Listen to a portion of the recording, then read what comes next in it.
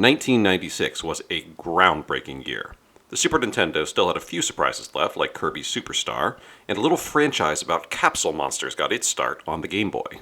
The Sony PlayStation and the Sega Saturn were already out, and the Nintendo 64 would release this fall, which meant 3D games had arrived and the entire industry was shifting in response. The next few years would be all about defining how 3D games would even work, and there were plenty of bad attempts. Classic series would need to adapt to survive, and Mario was no exception.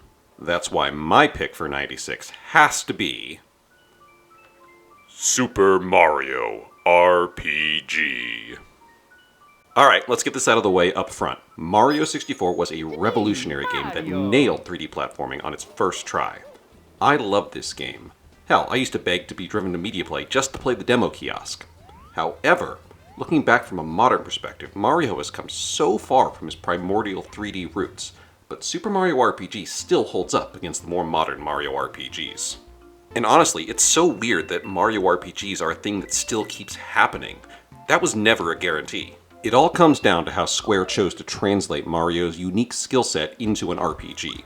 He jumps, he shoots fireballs, he swings hammers, but in a turn-based setting.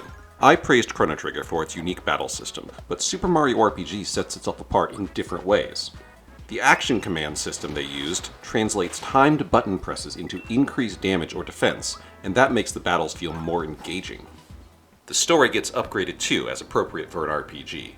Princess Peach still gets kidnapped, but Mario defeats Bowser in the first 10 minutes of the game, only to be attacked by a gang of living weapons from another dimension. Mario's adventure is filled with quirky and memorable characters like this Cloud who thinks he's a frog, or the Toad who forgot his bazooka, or the doll possessed by a divine being, or the dog monster that just wants room service. But in addition to the cool new characters, Princess Peach gets to join in on the adventure for the first time since Mario Bros. 2.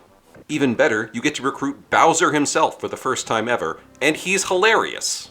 This game simplified the traditional Final Fantasy RPG mechanics to appeal to children, but that had the side effect of trimming a lot of the fat and giving it an immaculate pacing. No dungeon overstays its welcome, and grinding is never necessary.